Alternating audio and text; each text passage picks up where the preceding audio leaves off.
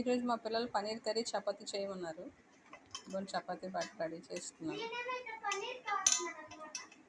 Do ready అయిపోయింది. Paneer cut చేస్తున్నాను.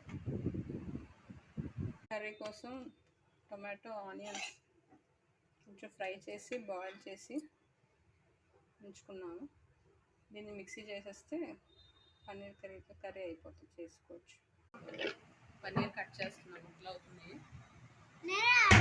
Chapati do ready అయిపోయింది.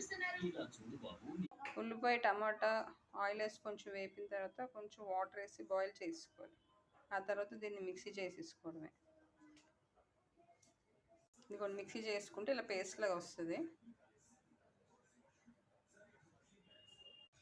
స్టవ్ మీద కళాయి పెట్టుకొని ఆయిల్ వేసుకోవాలి. ఆయిల్ వేడెక్కిన తర్వాత కారం,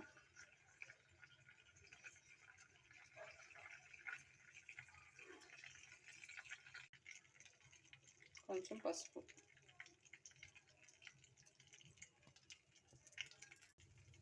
ఆయిల్లో వేయాలి. ఆ తర్వాత మనం మిక్సీ చేసుకున్న టమాటో ఉల్లిపాయ పేస్ట్ ఉంది కదా, అది వేసుకోవాలి. కారం ఆయిల్లో వేస్తే మంచి కలర్ వస్తుంది అన్నమాట. టేస్ట్ సరిపడా సాల్ట్. చూడండి, సైడ్స్ ఆయిల్ వస్తుంది కదా, ఆయిల్ వచ్చినప్పుడు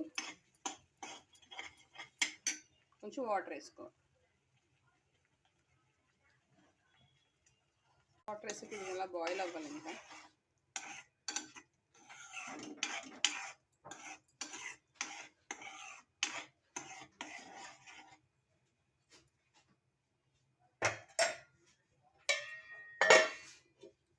చపాతీలు కావుతున్నాం, రెడీ అవుతున్నాయి చపాతీలు.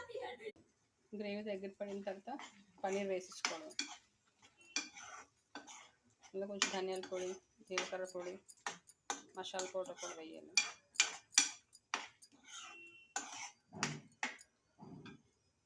ఇక్కడ చపాతీ కాల్చి చపాతీ కూడా అయిపోతుంది.